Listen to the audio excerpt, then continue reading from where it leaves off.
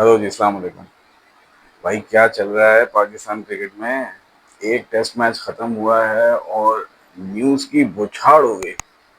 मैं ये सोच रहा हूँ कि हमारी टेस्ट सीरीज चल रही है या T20 सीरीज चल रही है।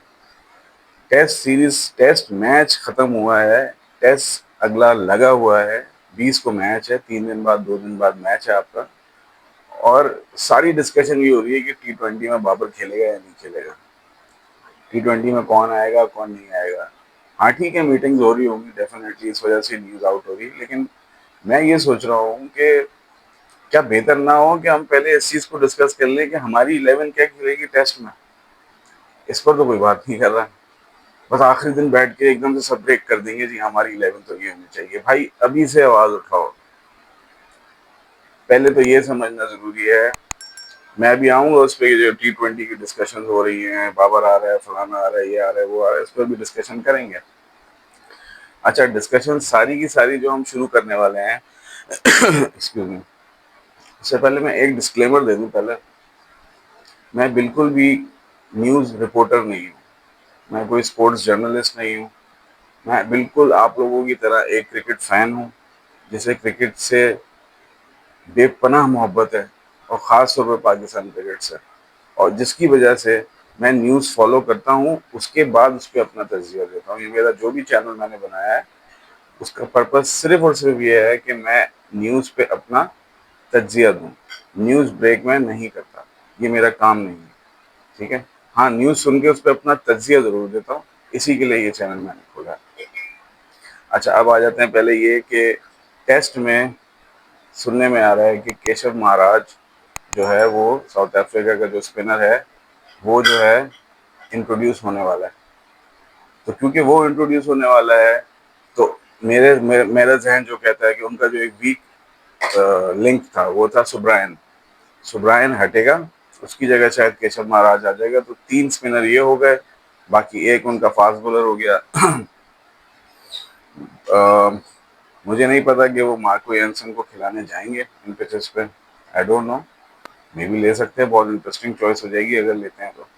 क्योंकि अभी सबको नजर आ गया है कि शुरू के 5-6 ओवर जो कि मूवमेंट है, उसके बाद चौथे 5वें दिन जाके रिवर्स गेम में आएगी।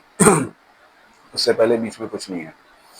तो अब मार्को यानसन खेलता है या नहीं खेलता, या फिर खेलेगा तो किसकी जगह खेलेगा, क्योंकि अगर मैं बाकी दो स्पिनर देखूं, मुतुसामी और साइमन हार्मर, ये दोनों तो बहुत अच्छी बॉलिंग कर रहे हैं।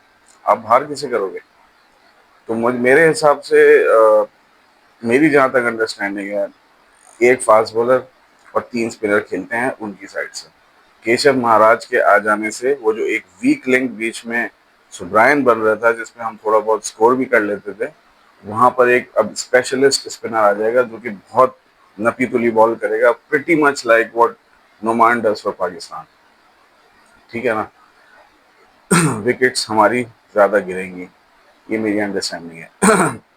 अब क्योंकि हमारी विकेट ज़्यादा गिरेंगी, तो मैं यहाँ से भी एक्सपेक्ट कर रहा हूँ कि भाई खुदा के वास्ते हसन अली को मत खिलाना, उसकी जगह अबरार उतारो या आसिफ अफरीदी उतारो, और 3 स्पिनर पूरे करो, ठीक है। प्लीज़ यार, 3 स्पिनर पूरे करना, डिसअपॉइंट नहीं करना। इन पिचेस पे आपके पास 3 ऑप्शंस होंगे, आप खड़ा भी नहीं होने दोगे साउथ अफ्रीका की टीम को। ये गेम ही सारा बॉलिंग का बन रहा है, जिस तरह की पिचेस तैयार हो रही हैं, इसमें जो बेटर बॉलिंग कर जाएगा वो मैच ले जाएगा। Excuse me. तो आपको सिर्फ ये ध्यान रखना है कि आप जिस 11 के साथ जा रहे हो, उसमें 3 स्पिनर और एक फास्ट बॉलर, 4 बॉलिंग ऑप्शन, फिर एक ऑलराउंडर आता है सलमान अली आगा। ये आपकी बॉलिंग ऑप्शंस बनते हैं। इसमें 2 फास्ट बॉलर मत डाल देना भाई कि फिर एक को बचाते फिरो आप, ठीक है ना, कि इसको कहाँ छुपाना है, फील्ड में वहाँ खड़ा कर दें, वहाँ खड़ा कर दें, बॉल तो देनी नहीं है, उधर खड़ा कर दो, उधर खड़ा कर दो, और फिर विकेट जब गिर जाती है तो वो उछल उछल के गले लगता रहता है। बस उससे वो सिर्फ उसी से लाइमलाइट में आ रहा है, बाकी तो हसन अली का कोई काम बचा नहीं है टीम के अंदर। तो 3 स्पिनर और एक फास्ट बॉलर हमारी भी बनती है कॉम्बिनेशन। एक हम जाएंगे सलमान अली आगा के साथ, तो उससे हमें एक एज मिल जाएगा, आपके 5 बॉलर पूरे हो जाएंगे। और उसके बाद ये है कि आपका जो बैटिंग है, वो मेरे हिसाब से प्रीटी मच वही रहेगी जो है। इसमें कोई चेंजेस बनते नहीं है, क्योंकि परफॉर्मेंस कुछ इस तरह की हुई है कि पहले इनिंग में जिन्होंने परफॉर्म किया उन्होंने दूसरी इनिंग में नहीं किया, दूसरी इनिंग में दूसरों ने कर दिया जिन्होंने पहली इनिंग में नहीं किया था। तो अभी आप ये नहीं जज कर सकते कि यार कौन अच्छा खेला कौन बुरा खेला। आपकी टेस्ट की जो बैटिंग है वो प्रीटी मच वही रहेगी जो कि थी। अच्छा, अब आ जाते हैं न्यूज़ पे। इससे एक हंगामा मचा हुआ है। पहले तो मेरी ये बात समझाओ भाई मुझे, 24 को आपका टेस्ट मैच शुरू हो रहा है अगला, 24 तक खत्म हो जाएगा, 25 तक खत्म हो जाएगा, 25 तक जानी नहीं है कहानी, 24 तक खत्म हो जानी है मामला। अगर बहुत तेज निकल गया तो शायद 23 को खत्म हो जाएगा, चलो 24 रख लेते हैं। 24 को जब टेस्ट मैच खत्म हो जाएगा उसके बाद 28 तारीख पड़ी है भाई, ठीक है ना, जिसमें पहला T20 होगा। 4 दिन का गैप है बीच में, तो 4 दिन में इनफ टाइम मिलेगा हर बंदे को, हर यूट्यूबर को, हर जर्नलिस्ट को इस पर पूरी तरह तज्जिया करने में कि भाई कौन सा प्लेयर क्यों आया, कैसे आया, कहाँ आना चाहिए, वगैरह वगैरह। अभी बीच टेस्ट सीरीज में T20 को लाके डिस्कस करना, और पता नहीं, मेरी समझ नहीं आई। बहरहाल अब मीटिंग्स भी ऐसी टाइम हो रही हैं तो मजबूरी है, जाहिर बात है, बाहर तो आती है न्यूज़ पे। लेकिन मेरा मेरा कहने का मकसद सिर्फ ये है कि वर्ल्ड टेस्ट चैंपियनशिप एक बहुत इंपॉर्टेंट चीज़ है, उसकी बहुत वैल्यू है, बहुत बहुत वजन है उसका, ठीक है ना। इस दौरान ये भी जो 2 टेस्ट मैच चल रहे हैं इस वक्त, अगर कोई फोकस होना चाहिए ना प्लेयर्स पे, क्योंकि ये न्यूज़ जब निकल रही होगी तो प्लेयर्स को डेफिनेटली इम्पैक्ट कर रही होगी। ऐसा हो नहीं सकता। बेहतर होता कि ये न्यूज़ अभी दूर रखी जाती सोशल मीडिया से, और अभी सारे का सारा फोकस जो है ना वो प्लेयर्स को इस चीज़ पे रखा जाता है कि यार अगला अगला टेस्ट मैच पकड़ो, अगला टेस्ट मैच पकड़ो, 2-0 से मार दो साउथ अफ्रीका को, बहुत बड़ी अचीवमेंट होगी यार, बहुत बड़ी अचीवमेंट। मैंने कहीं पे अभी ये भी पढ़ा था कि यार अगर हम, एक जगह पढ़ा तो नहीं, सुना था यूट्यूब पे, कि अगर हम एक मैच जीत गए हैं और एक हार भी जाए तो स्टिल ये बहुत अच्छी परफॉर्मेंस है। नहीं भाई, no no no, not at all. अगर आप पहला मैच जीत गए हो तो किसी हालत दूसरा नहीं जीतने देना, ये तो होगा इम्पैक्ट। वरना तो वो आपको न्यूट्रलाइज करके निकल जाएंगे यहाँ से, वो तो न्यूट्रलाइज कर देंगे आपको अगर आप वो तो अगला मैच जीत जाते हैं, जिसके लिए वो आप पूरा जोर लगाएंगे, ठीक है ना, वो छोड़ेंगे नहीं। वो भी वर्ल्ड टेस्ट चैंपियनशिप विनर्स हैं, छोड़ना नहीं है इतनी आसानी से। तो खैर बहरहाल मेरी अंडरस्टैंडिंग के हिसाब से अभी ये न्यूज़, मेरी जब समझ के हिसाब से ये न्यूज़ दूर रखनी चाहिए प्लेयर से। बहुत इम्पैक्ट करेगी अभी ये, हर प्लेयर को इम्पैक्ट कर रही होगी। अगर अगर बाबर आजम तक ये न्यूज़ जा रही है कि यार मैं टीम में आ रहा हूँ, तो कौन कौन हट रहा है, उसके ध्यान पे क्या क्या असर पड़ेगा।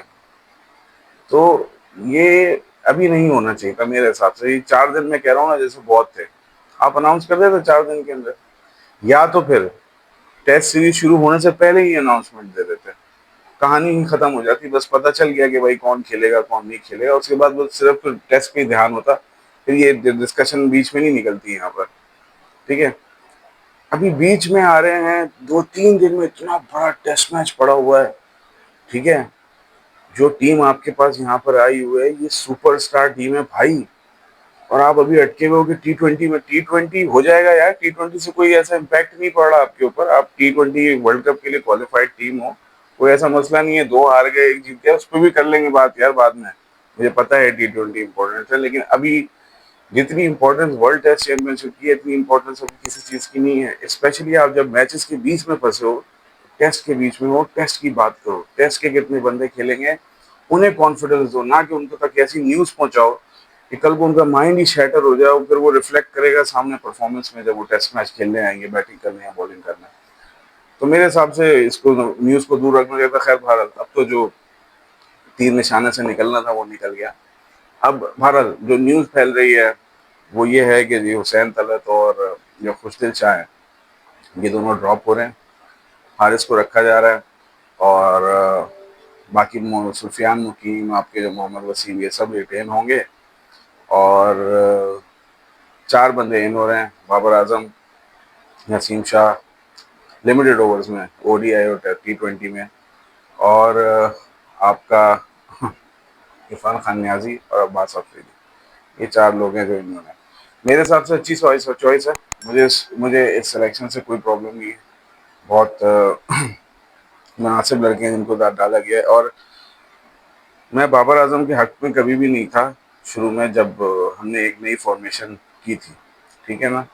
और हम जब कहते थे कि जी मॉडर्न डे क्रिकेट से हमने जाना है, तो मॉडर्न डे क्रिकेट मेरे नज़दीक तो यही होनी चाहिए थी कि आप स्टिक करते जो आपके प्लान्स थे उनसे।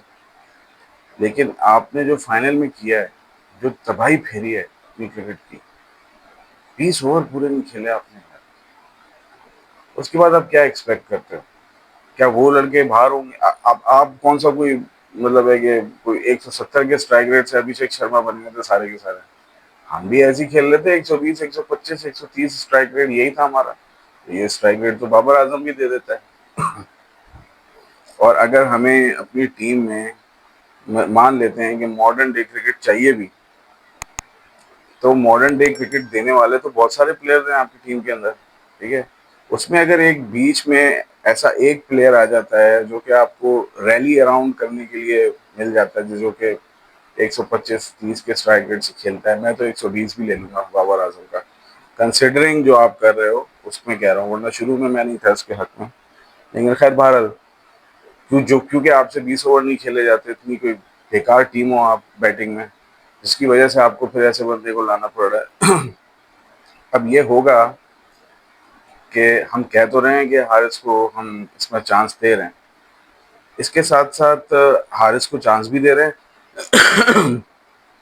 और मुझे थोड़ी बहुत ये न्यूज़ भी मिल रही है, जो मैं वीडियोस देख रहा हूँ यूट्यूब पे, कहीं ना कहीं उस्मान खान भी ट्रेनिंग कर रहे हैं। तो मुझे ये समझ नहीं आ रहा, क्या हम हारिस को पूरी सपोर्ट दे रहे हैं कि वो खेलेगा T20, या हमने पीछे से बैकअप प्लान में उस्मान खान को रखा हुआ है? ये मेरी समझ नहीं आया। मैं वैसे, सच बात यह है कि हारिस के पीछे अगर आप उस्मान खान को रखो, तो मैं मुझे इस चीज़ पर कोई इख्तलाफ नहीं है। क्यों? क्योंकि आप 3 मैचेस की सीरीज खेलने जा रहे हो, पहले 2 मैचेस अगर आप देते हो हारिस को और हारिस परफॉर्म नहीं करता, तो आप बिल्कुल हक बजाने को अगर आप थर्ड मैच उस्मान खान को दे दो, मुझे कोई प्रॉब्लम नहीं है इस चीज़ पे। मुझे नहीं पता, वैसे वो होगा नहीं कैंप का हिस्सा, अभी टीम अनाउंस नहीं हुई है, लेकिन मुझे लगता नहीं है वो होगा। लेकिन अगर वो हुआ, मुझे सच में कोई प्रॉब्लम नहीं है उसके होने पर। क्योंकि बात यह है कि आपको इवेंचुअली कम से कम ऐसे प्लेयर्स चाहिए तो ना, जो कि एटलीस्ट बैटिंग तो करते हो थोड़ी बहुत। वो भी कोई बिल्कुल सीधा कोई सही प्लेयर नहीं है, वो भी आड़े टेढ़े शॉट तो मारता है, लेकिन एनी विच वे वो एटलीस्ट इनसे तो बेहतर है जो हारिस कर रहा था, ठीक है। हारिस ये बात तो कहेगा कि जी मेरा नंबर सेट नहीं हुआ, मुझे आपने कभी ऊपर किया, कभी नीचे किया, कभी ये किया, कभी ऊपर किया, कभी आगे किया, कभी पीछे किया। लेकिन देखो, पीसीबी का भी अपना एक डिफेंस है इसके ऊपर, और ठीक है, आप पिछले 6-7 महीने से T20 प्लान्स का हिस्सा हो। ऐसी कौन सी क्रिकेट आपने खेली है जिससे आपने कोई ऐसा ऐसा कोई इम्पैक्ट क्रिएट करता हो, अदर देन जो बांग्लादेश के खिलाफ 100 किया था अपने ही होम ग्राउंड में? उसके अलावा ऐसी कौन सी इनिंग खेली? आप बांग्लादेश के में गए, खुदा की कसम से बल्ला नहीं रखा जा रहा था बॉल पे हारिस से। सोच रहा था, देखिए ये पाकिस्तान टीम का प्लेयर है, जहां हल्का सा बॉल मूव होना शुरू होता है आप बिल्कुल ऐसे बिल्कुल क्लूलेस हो जाते हो। यही चीज आपने कैरी की ट्राई नेशन में, यही चीज आपने वेस्ट इंडीज में करी, वेस्ट इंडीज के खिलाफ वहां कौन सा अच्छा स्कोर निकाल दिया? वहां पे भी कोई बड़ी इनिंग नहीं खेली, कोई मैच विनिंग नॉक, मैं तो मैच विनिंग बोलूंगा भाई, साफ सी बात है।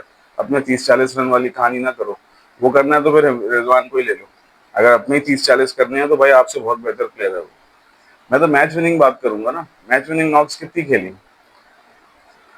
बांग्लादेश हमारे घर आई, फिर बांग्लादेश हम गए, फिर वेस्ट इंडीज टूर किया, ओडीआई और टेस्ट दोनों खेली, ठीक है ओडीआई में नहीं था, टेस्ट तो खेली। और उसके बाद आप जो है वो ट्राई नेशन में जाते हो, ट्राई नेशन के बाद पूरा एशिया कप। यार ये 6 सीरीज बनती है, ठीक है ना। 6 सीरीज में अगर एक बंदे ने सिर्फ बांग्लादेश के खिलाफ अपने होम ग्राउंड में परफॉर्म किया है, और एक उसने परफॉर्मेंस दी है ओमान के खिलाफ एशिया कप में। ओमान कोई टीम है? उनको तो अपना नहीं समझ में आ रहा था कि हम क्यों आए हैं, ठीक है ना। बॉलिंग अच्छी करते तो बैटिंग है ही नहीं उनके पास, तो वो कोई टीम है जिससे मैं कंपेयर करूंगा 60 रन को? अगर मैं गलत नहीं हूँ तो ओमान ही थी वहाँ, ओमान के खिलाफ 60 रन किए थे उसने। तो ये दो परफॉर्मेंस है, अभी कुल मिला के कितनी सीरीज, बांग्लादेश हमारे घर में आई, बांग्लादेश में हम गए, West Indies, tri nation, Asia cup, 5 series बनती है। सॉरी 6 नहीं है, 5 है। तो ये जो 5 सीरीज है उसमें एक दो परफॉर्मेंस देके आप, सीरीज में बोल रहा हूँ, 5 मैच में नहीं, सीरीज में अगर परफॉर्मेंस आपकी ये है, तो यार ये भी तो खुद भी तो सोचो ना। ठीक है तुम्हें ऊपर नीचे जहां भी किया, तुम पाकिस्तान टीम में थे, मौके मिल रहे थे, बुमराह के खिलाफ आए थे ना तुम 1 डाउन पहले मैच में, क्या को घटिया शॉट मार के इधर फाइन लेग पे कैच हो गए थे। तो ये बात नहीं है कि भाई चांसेस नहीं मिले, चांसेस मिले, आपने कैच नहीं किया। ठीक है, इतना खुला हाथ मिला था, कुछ तो करना चाहिए था। अब बात यह है कि अगर बाबर आ गया है, तो बाबर के आने से बहुत सारी चीजें ऊपर नीचे होंगी। पहले तो मैं मुझे मेरा जो जहाँ तक मेरी समझ आ रही है वो यही है कि शायद फखर जमान को फिर दोबारा नीचे कर देंगे। यार समझ ही नहीं आता, ओपनिंग प्लेयर है कि क्यों नीचे करोगे उसे यार, खुदा की कसम। आपके सेटल्ड ओपनर्स हैं जिन्होंने इंडिया के खिलाफ 80 रन का स्टार्ट लिया, वो ओपनर्स जो है वो ओपनर्स नहीं है। उनकी जगह साइम खेलेगा। समझ से बाहर है मेरी कि कैसे साइम आता है, जब कर दिया है फखर जमान ने ऊपर दोबारा परफॉर्मेंस। आप एडजस्ट करो नीचे, साइन को नीचे करो यार, वो ऊपर का प्लेयर है, ऊपर का प्लेयर है तो क्यों नहीं रन किए भाई 30 इंडिया के खिलाफ।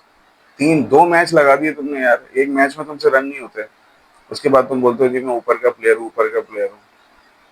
वेस्ट इंडीज को मार के ऊपर के प्लेयर बनोगे, बांग्लादेश को मार के ऊपर के प्लेयर बनोगे, भाई यही टीम है तुम्हारे मारने की।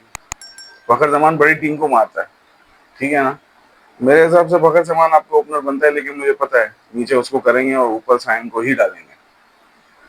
तो आपकी जो 11 बनेगी वो कुछ ऐसे ही जाएगी। मैं 11 की बात पर खैर मैं नहीं करना चाहता, मैं बैट्समैन में बात कर रहा हूँ। शायद आपका साइम, फरहान, फिर बाबर आएगा, उसके बाद सलमान अली यादव होगा और फिर फखर जमान होगा। ये आपका जो है ना 5-6 का बनेगा। फिर नीचे शायद हारिस आएगा छठे सातवें नंबर पर। मेरा ख्याल है वो डिजर्व ही यही करता है। इतना बेकार बैट्समैन अगर कोई हो तो उसको यही नंबर मिलना चाहिए मेरे हिसाब से। मौके मिल मिल के ऐसा थोड़ी होता है यार। रिजवान को जब पहली दफा मौका मिला था न्यूजीलैंड के खिलाफ, 100 मारा था उसने 60 बॉलों पर। जो प्लेयर्स होते हैं, उन्हें खेलना आता है, वो मौके पे चौका मारते हैं। जब रिजवान को पहला मैच मिला था इंडिया के खिलाफ, तो उसने बाबर के साथ 150 रन पर खत्म कर दिया था इंडिया को। ठीक है बाद में हारे, पर जब मौका मिला तो परफॉर्म तो किया। तुमने क्या किया भाई? तुम पीछे से नारे लगा रहे हो बस, ये मुंबई नहीं है, आईपीएल नहीं है, यहाँ नहीं होगा, हम पकड़ लेंगे, इसलिए रखा हुआ तुमने। 4 मिनट तुमने ले लिए, 4-5 मिनट ले लिए, बॉल हाथ में पकड़ के स्टंप्स में मारा नहीं जा रहा तुमसे। बहुत आपने ब्लंडर्स मारे भाई। अगर हुसैन तलत बाहर होता है ना मैन ऑफ द मैच लेके, तो आप तो डेफिनेटली होते हो। लेकिन मैं फिर भी चाहता था कि आप रुको इस सीरीज में। मैं लेकिन चलो, अल्लाह करे अभी भी हो आप, मैं दुआ करता हूँ कि हो, उस्मान खान के ऊपर प्रेफर किया जाए आपको और आपको लास्ट मौका दिया जाए ताकि आप रन करो। बहरहाल ये हो गया रहा इस पर डिस्कशन। इसके बाद मुझे ये भी समझ नहीं आ रहा कि हमने इरफान खान न्याजी को ले तो लिया, खिलाएंगे कहाँ पे, मतलब कहाँ खेलेगा वो। मैं सोच रहा हूँ किधर खिलाओगे आप उसे, क्योंकि हम तो एक बहुत ज्यादा ऑलराउंडर्स वाली टीम बनाने जा रहे हैं। हसन नवाज की जगह खेलेगा नीचे, खेलेगा कहाँ वो? मुझे उसकी जगह नजर तो नहीं आ रही T20 में। मे भी शायद ओडीआई में आ जाएगा वो, T20 में मुझे नहीं लगता कि वो खेल पाएगा। खैर बाल स्क्वाड में डाला है तो मैं उम्मीद तो करूंगा कि उसे एक आधा मैच तो दिया जाए, ताकि हम देखें तो सही कि उसकी सिलेक्शन हुई है तो बोर्ड उसे किस नंबर पे देख रहा है, ये कम से कम पता तो चले। तो एक तो ये है। दूसरी बात ये है कि आज मैं देख रहा था एक वीडियो जिसमें साइम अयूब जो है वो प्रैक्टिस कर रहे थे। वहीं जहाँ मैंने जब देखा ना, मैंने वो उस्मान खान वाली वीडियो देखी, तो मैंने ये भी देखा उसमें साइम अयूब भी प्रैक्टिस कर रहे थे। मैं देख के यार एक बात सोच रहा था कि पीसीबी ने इस बंदे पे कितनी इन्वेस्टमेंट करी यार, और इसे नीचे भी पूरे चांसेस दिए गए डोमेस्टिक क्रिकेट में। और अभी आपको मैंने कल बताया था, डोमेस्टिक में लोग 100 और 150 200 करते रहते हैं आम, कोई बड़ी बात नहीं है। ठीक है, सिलेक्शन नहीं होती है। इस बंदे ने एक दफा 200 किया और ये टीम के अंदर आ गया। ठीक है, तो किस्मत का भी धनी है, इसको पसंद भी किया जाता है, पब्लिक भी पसंद करती है, लोग पीएसएल में भी देखना चाहते हैं।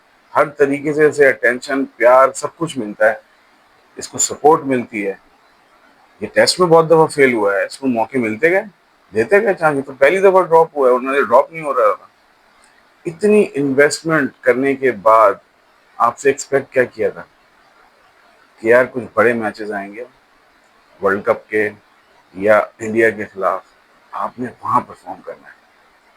3 मैच परफॉर्मेंस नहीं दी यार तुमने, हीरो बनने का चांस जमीन पे मार दिया। ठीक है ना। पता नहीं है इसको, हसाइन को, कि इसने अपने साथ क्या कर दिया और ये क्या कर देता अगर ये परफॉर्म कर देता तो। चलो आप 2 मैच में फेल हो गए थे, लास्ट मैच में स्टार्ट मिल गया था ना 12-13 रन 15 रन का, उसी को कैपिटलाइज कर लेते भाई, आखिरी मैच में रन कर देते, 100 गुना माफ हो जाते तुम्हारे। लेकिन कसम से यार, इतना इतना डिसअपॉइंट किया है ना साइम अयूब ने, मतलब एक एक क्या करेगा, क्या 100 मैचेस लेके प्लेयर बनेगा भाई? 40 मैचेस लेके तूने पता नहीं क्या 250 350 किए हुए हैं T20 में। ऐसे ऐसे होते परफॉर्मेंस। आप ज्यादा फरहान को देखो, 25 मैचेस खेले हैं, पता नहीं 4 या 5 50 लगा दिए उसने, ज्यादा लगा दिए होंगे शायद। तो ये होती है परफॉर्मेंस भाई। मौका मिलता है, मौके पे चौका मारता है बड़ा प्लेयर। वो भी तो पहली बार बुमराह को खेल रहा था, उसने कैसे मार दिया? तुम्हें पीसीबी ने चांस दे दे के प्लेयर बनाया, और तुमसे बुमराह नहीं खेला जा रहा, तुमसे हार्दिक पांड्या नहीं खेला, वो बुमराह को मार रहा है, तुमसे हार्दिक पांड्या नहीं संभल रहा है। तो मैं कहता हूँ सबसे बड़ी डिसअपॉइंटमेंट अगर कोई रही है ना पूरे एशिया कप में, लोग सब बात कर रहे हैं सलमान अली आगा नहीं खेला, वो और क्या कहते हैं आपका हारिस नहीं खेला, सब नहीं खेले। पर सबसे बड़ी डिसअपॉइंटमेंट मेरी नज़र में अगर कोई, जैसे क्योंकि आप मैं एक्सपेक्ट करते हो ना आपके यार, आपके जो कौन से वो प्लेयर्स हैं जो कि इंडिया के खिलाफ मारेंगे, तो वो मेरी नज़र में जो बंदा था जो गेम चेंज करेगा वो होगा साइम अयूब। उन्होंने गेम तो चेंज किया लेकिन इंडिया के लिए किया, और बॉलिंग में स्टार बन गया। ये एक अजीब कहानी निकल पड़ी है कि जहाँ परफॉर्मेंस ना हो वहाँ बॉलिंग में स्टार बन जाते हैं। अच्छा, इसके अलावा एक चीज़ और है जो मैं डिस्कस करना चाहता था। हमारे मुल्क में ना एक ट्रेंड है, अगर आप इस ट्रेंड को पीछे से देखते हुए आओ 90s से, पहले होते थे स्पेशलिस्ट बैट्समैन, जो बैट्समैन होते थे बैट्समैन होते थे, जो बॉलर होते थे बॉलर होते थे। ठीक है ना। ऐसा ऐसा हम आगे आए, थोड़ा सा T20 का हिसाब किताब बना। जो शाहिद अफरीदी था आया एज अ बॉलर था, लेकिन उसको बैटिंग में जब मूव किया तो तकरीबन उसकी बॉलिंग खत्म हो चुकी थी, उसको एक पूरा बैट्समैन बना दिया था, थैंक्स टू वसीम अकरम कि उसने उसे एक रोल दिया। कभी कभी बॉलिंग करता था लेकिन रोल एक था उसका, वो था तूने भाई बैटिंग में रन करना है। उसका रोल को मिक्स नहीं होने दिया बॉल से। बैट्समैन आया, ओपनर जाएगा, पहले बैटिंग में रन कर रहा है, उस पर रखा वो प्रेशर ना। जब वसीम अकरम हटे हैं तो उसके बाद फिर जो बाकी कप्तान आए, बाकी कोचेज आए, उन्होंने फिर उसको बॉलिंग से रोल देना शुरू करा। हमारे यहाँ ये कल्चर शाहिद अफरीदी से शुरू हुआ। शाहिद अफरीदी बैटिंग करते करते जब फेल होना ज़्यादा शुरू हुए तो वो लोअर ऑर्डर में आके बॉलिंग पे मूव कर गए। अब यहाँ से 2-2 3-3 4-4 विकेटें निकल जाती थी, और बॉलिंग में बैटिंग में थोड़ा बहुत रन हो गया तो हो गया, थी टीम में जगह बन गई। ठीक है। आए क्या थे? बॉलर। बन गए क्या? बैट्समैन। फिर उसके बाद बैट्समैन भी पूरे नहीं बने, एकदम से फिर जैसी बॉलिंग बैटिंग फेल होने लगी फिर बॉलर बन गए। ठीक है ना। और अपने आप को सरवाइव कर लिया पाकिस्तान टीम के अंदर। पाकिस्तान टीम को बैट्समैन चाहिए था ना भाई, वो नहीं बने आप। ठीक है। अब आ जाओ आगे, मोहम्मद हफीज, सेम स्टोरी। कैसे आए थे भाई? Opener batsman. ठीक है। टेक्निक वाइज भी अच्छा था, थोड़ा स्लो खेलता था शुरू में, बाद में तेज हुआ था, लेकिन शुरू में बहुत स्लो था। लेकिन टेक्निक वाइज ठीक था, थोड़ा सा जरा एजेस वैजेस ज्यादा निकलते थे इनके पीछे, लेकिन बहरहाल टेक्निक वाइज बेहतर प्लेयर था। उसने खेला शुरू में स्लो खेलता था, लेकिन 40-50 रन करता था, 30 रन करता था। राशिद लतीफ ने इसको आते ही पहले ही मैच में, पहली ही सीरीज के अंदर जो है ना, जिम्बाब्वे से खेल रहे थे शायद, अगर मैं गलत नहीं हूँ, तो इसको जो है वो ओपनिंग बॉलर बना दिया, left arm right arm leg off spinner, ठीक है। और इसने उसमें आउट करना शुरू कर दिया। जब इन्होंने आउट करने शुरू करे तो अब इनको रेगुलर बॉलिंग में चांस मिलना शुरू हो गया। बॉलिंग में चांस मिलना शुरू हुआ तो इन्होंने क्या किया, हर मैच में एक दो बॉलर तो अच्छा था, तेज भी था, चालाक तो था, अच्छा स्मार्ट क्रिकेटर था, तो उसने बॉलिंग में एक दो आउट करने शुरू कर दिए। जब वो बॉलिंग में एक दो आउट, दो कभी कभी तीन तीन आउट, चार चार आउट भी कर देता था। तो जब वो बॉलिंग में आउट करना शुरू करे तो ये ओपनिंग में आके 20-25 रन करें, 0 पे आउट हो, 10 पे आउट हो, कोई परवाह नहीं, ओपन किए जा रहे, ओपनिंग का स्पॉट ले गए। और कोई सवाल नहीं हो रहा कि भाई तो क्या क्या बैटिंग कर रहा है। उसकी एवरेज अगर आप जाके देखो ना T20 और वनडे में एज एन ओपनर, तो 30-35 की एवरेज भी नहीं होगी मोहम्मद हफीज की, ठीक है। और ये उस एरा का ओपनर था जब हाशिम आमला का एवरेज 50 थी, सचिन तेंदुलकर सहवाग की एवरेज 45 के आसपास की थी, ठीक है। दुनिया के जितने भी बैट्समैन थे, ठीक है ना, सब 40+ की एवरेज कैरी करते थे। और हमारा जो बैट्समैन था वो 25-30 की एवरेज पे ओपन कर रहा है। आधा मैच तो हम सिर्फ इसकी ओपनिंग की वजह से हारते थे। और टीम में इसे इसलिए रख लिया था कि जी अच्छा फील्डर है और बॉलिंग में 2 आउट कर लेता है। Saim Ayub is exactly a carbon copy of Mohammad Hafeez, ठीक है। मुझे बहुत अफसोस हो रहा है कि ये बॉलर से हटके ऑलराउंडर बन गया, बैट्समैन से हटके ऑलराउंडर बन गया। और अब बैटिंग पे रन करे या ना करे, ज्यादा फोकस ये होता है कि यार अगर मैंने बैटिंग में रन नहीं किया, मैं बॉलिंग से डिलीवर कर दूं, मेरी बैटिंग पे बात नहीं होगी। ये वाला रोल हो गया। अब साइम अयूब की अगर आप एवरेज निकालो तो ओडीआई की एवरेज तो उसकी अच्छी है, लेकिन क्योंकि ओडीआई में जरा टाइम ले लेता है, ये 12 ओडीआई खेले हैं, लेकिन 48 T20s में जो एवरेज है भाई वो 20 रन है। 20 रन की एवरेज है। 20 रन का ओपनर रखते हो आप, उसके बाद एक्सपेक्ट करते हो कि आप दुनिया की बेस्ट टीम से खेलोगे। 20 रन का ओपनर जो है वो इंडिया के पास है। 20 रन की एवरेज का ओपनर जो है वो साउथ अफ्रीका के पास है। 20 रन की एवरेज का ओपनर जो है वो ऑस्ट्रेलिया के पास है। लेकिन आपने 20 रन का ओपनर रखा हुआ है, ठीक है। T20 में इस बंदे की 4 फिफ्टियां हैं 48 इनिंग्स के अंदर। मुझे भी अगर चांस दे दोगे ना, मुझे भी चांस दे दोगे, 48 इनिंग्स में तो 4 फिफ्टियां मैं भी मार दूंगा।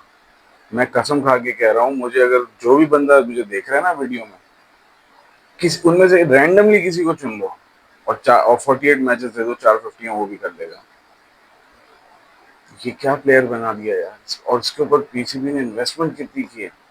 50+ मैचेस खेल चुका है ये। अगर टोटल मिलाओ 8 टेस्ट मैचेस हैं, 12 इसके ओडीआई हैं और बाकी 48 इसके, टोटल कुछ नहीं कुछ 60-70 मैचेस ही खेला है पहले, तो 60 तो खेला ही खेला है। 60 मैचेस। और फिर जो पीएसएल और लिस्ट ए वगैरह जो डोमेस्टिक खेला है वो अलग है, उस पर तो मैं बात भी नहीं कर रहा अभी। लेकिन अपॉर्चुनिटीज की इंतहा की है इस प्लेयर को, और तुम इंडिया के खिलाफ डिलीवर नहीं कर पाए यार। कसम खुदा की इतनी बड़ी डिसअपॉइंटमेंट है ना भाई, तू खुदा की कसम, तू चल जाता ना, हम जीत गए थे फाइनल। सिर्फ तू चल जाता, छोड़ो आरएस वारस को, वो तो वैसे नहीं चलता, वो परमानेंट परमानेंट फिक्सचर बन भी नहीं रहा था टीम के अंदर। वो जिस तरह की बैटिंग कर रहा था उससे जाना ही था वैसे भी। लेकिन तुम तो भाई अच्छी करते आ रहे थे परफॉर्मेंस, पीछे तुम्हारे थोड़े बहुत रन थे, एक मैच रन कर देते, एक मैच, हम बहुत आगे निकल गए थे, ठीक है। खैर बहरहाल, जिस तरह हमें हर बंदे ने, जैसे मैंने आपको भी हिस्ट्री बताई है, शाहिद अफरीदी, मोहम्मद हफीज, उसके बाद ये साइम, हमारे यहाँ ये कल्चर है कि जब हम बैटिंग में अच्छा नहीं करते तो हम बॉलिंग में रास्ता ढूंढते हैं, ठीक है ना। ये हमारा कल्चर रहा है शुरू से। और उसके बाद अपनी जगह समेट के बैठ जाते हैं कि जी हम हैं तो ओपनर, लेकिन हम नंबर 1 ऑलराउंडर भी तो हैं, हमें कैसे निकालोगे। यूं करके हम जगह अपनी बिछा के रखते हैं। आईसीसी में मुझे थोड़ी सी हैरत होती है कि इसको नंबर 1 ऑलराउंडर, ठीक है, विकेट्स की बेसिस पे बना दिया होगा, ज्यादा विकेटें वगैरह ली होंगी, लेकिन पोटेंशियल वाइज भी जरा देख लिया करें। ये क्या हार्दिक पांड्या से बेटर ऑलराउंडर हो गया साइम अयूब, जो आपने उसे ऑलराउंडर नंबर 1 ऑलराउंडर मार्क कर दिया। तो भारत, ये भी कुछ फनी चीजें हैं जो हमारे यहाँ आईसीसी करता है। खैर बहरहाल मैं वीडियो को बस एंड कर रहा हूँ। एंड में बस मैं एक छोटी सी चीज़ और बताना चाहता हूँ। हम डोमेस्टिक की परफॉर्मेंसेस कल डिस्कस कर रहे थे, मैंने कुछ नाम लिए थे जो अच्छी नोटेबल परफॉर्मेंसेस दे रहे हैं। उनमें मैंने ना कल बॉलर्स के नाम लिए थे, मैं तो बॉलर्स के नाम जल्दी से मेंशन कर देता हूँ कि लाहौर वाइट्स और अहमदाबाद के बीच में जो मैच सेकंड राउंड की बात कर रहा हूँ, जो जिसकी कल मैंने बैट्समैन की वीडियो बनाई थी, आज मैं उसमें बस एक बॉलर्स का भी ऐड कर रहा हूँ। उसमें मोहम्मद रमीज एक लेग स्पिनर है, बड़ी अच्छी लेग स्पिन करी, उसने पहली इनिंग में 6 आउट की, दूसरी में 4 की। तो ये होती है एक्स्ट्रॉर्डनरी परफॉर्मेंस, ठीक है ना, जिसमें आपने पहली इनिंग में भी विकेट ली, दूसरी में भी ली।